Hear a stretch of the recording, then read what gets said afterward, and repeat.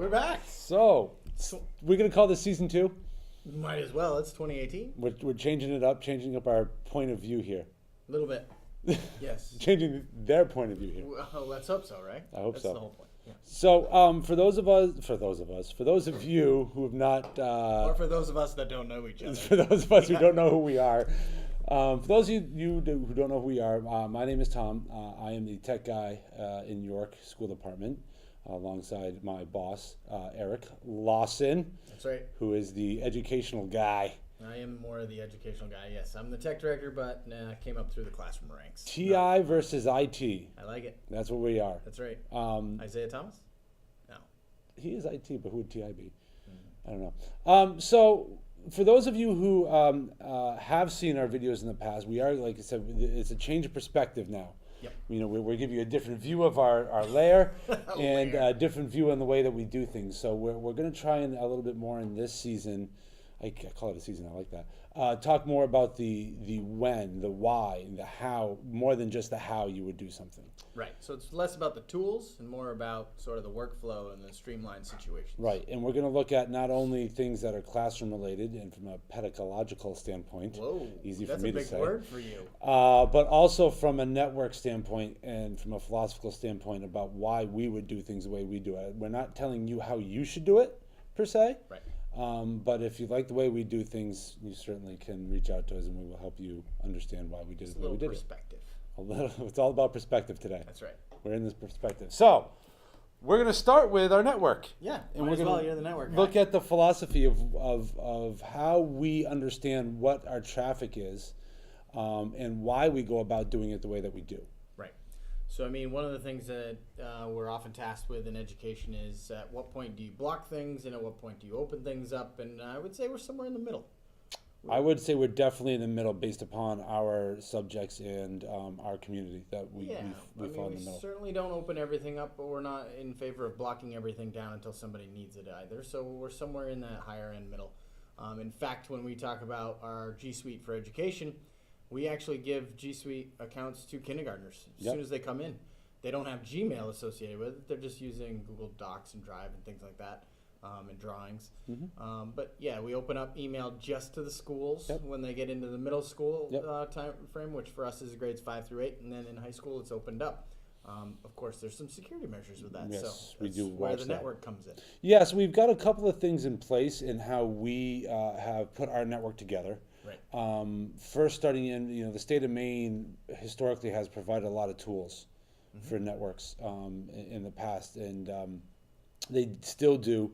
But I come from a tech background. I come from IT. I've worked in businesses and higher education, and it's a little bit different in how you want to deal with things. So we put in a few of our own systems. Right. We bought a Ruckus wireless system, which has worked very well for us. It does very good from the layer 1, just connect and point.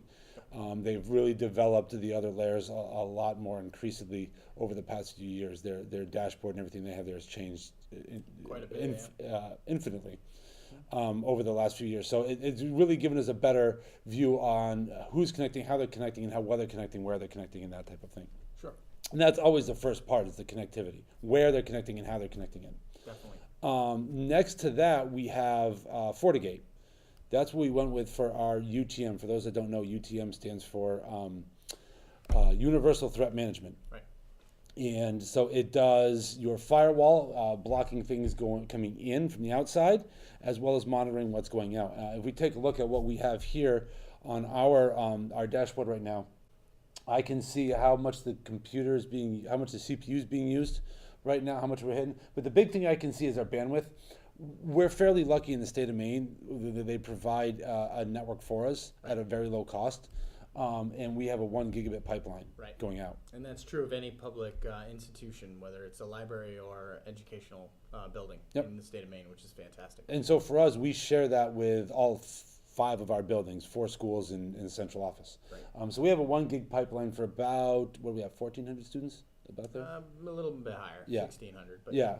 Yep. So we're sharing that. It's not bad. And as we go through here and you look at it, you can see kind of where we bounce around. We usually max out about 800 megabits per second. Yeah. I've never really seen us go much beyond that, but we usually during school days go out at about 500 megabits per second. That's a lot of information. A lot of that coming from our high school and middle school. Well, we're wrapping up some lunch blocks here too, so Right. that could be part of it. Right. So this is the first part where we look at is how much traffic we're sending in and out to get an understanding of if we have any latency on the network.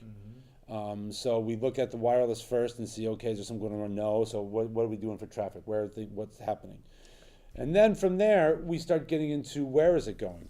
Right. So when we look at our FortiView, and this is directly through FortiGate, I've got all sorts of ways that I can go through and take a look at what's happening. We want to look at traffic from sources. Actually, go down. I changed my mind. Okay. Go to interfaces way down there. All right. So what interfaces basically tells me is we have basically what could be considered the older school spoken hub configuration with our network, where we have one central place where the internet comes in, and all the schools feed into that, and then this is the spot that goes out. Right. So I can see all my schools here, and I can see what's happening right now on that with that information. We've got currently we're 6.25 gigabits out from the middle school, 2.21 from the high school, which isn't bad. We're actually in a pretty good spot right now. Absolutely. So, it's that nice first step of, I guess, big brothering and looking at where we are.